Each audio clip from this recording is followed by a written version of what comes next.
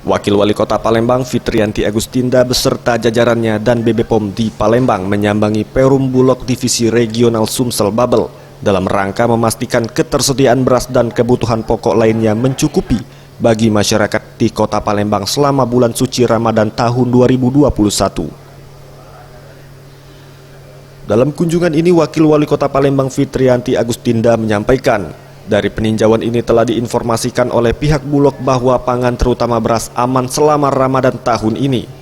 Bahkan stok terbilang cukup hingga tahun depan. Selain ketersediaan beras terbilang aman pada Ramadan ini, pihak Bulog juga akan memasarkan paket sembako murah bagi masyarakat. Dan kami tadi sudah sempat dialog, diskusi dengan Pak An selaku Kepala Bulog di Sumatera Selatan. Dan alhamdulillah dari informasi yang kita dapat, stok pangan kita terutama beras cukup ya. Bahkan diperkirakan sampai dengan tahun depan kita memiliki stok yang cukup. Senada Ali Ahmad Naji Amsari Pinwil Bulog Sumsel Babel menuturkan, stok beras di Bulog akan aman hingga 6 bulan ke depan. Dan pada Ramadan ini untuk membantu masyarakat, pihak Bulog akan memasarkan paket sembako murah yang berisi beras, gula, terigu, minyak goreng, dan daging yang dibanderol mulai dari Rp40.000.